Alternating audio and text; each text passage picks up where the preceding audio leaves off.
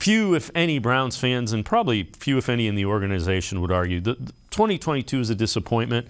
I know you addressed this on the Orange and Brown Talk podcast. Who do you think what's the reason the Browns missed the playoffs? Who's to blame, if you want to say blame or however you want to put it?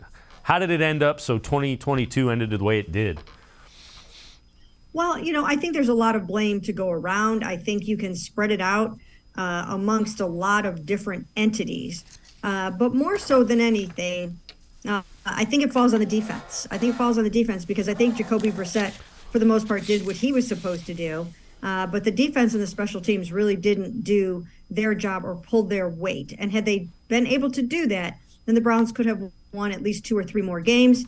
And in that scenario, they would have been talking about playoffs. So when I look at the defense alone, I do think that's one of the reasons why the Jadeveon Clowney situation is so vital to talk about and such a big part of the narrative, because you had one of your star players who was not on board with the system. And, he took himself out of the Baltimore game in a very close game, a huge game. And they lost that game 23-20, and he had to be convinced to go in on third downs just because he didn't want to play over Ronnie Stanley after, Myles Garrett was supposed to do that. Then he gets benched the next week and, kind of carries his frustration throughout the season. So I think that had a lot to do with it. And I think it's an important part of the narrative of trying to understand what happened with this Cleveland Browns defense and thus this football team this season. I agree with you wholeheartedly. It gave you a glimpse into why things seemed a little off, I think. Mm-hmm. I think so, too.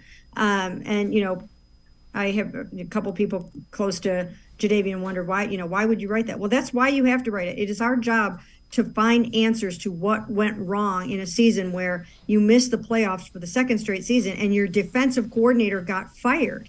You have to find out answers to why these things happened. And of course, I'm sure for the most part, people don't want us to find things out. But this was, as you mentioned, a glimpse, a snapshot into one of the biggest things that happened on defense this season.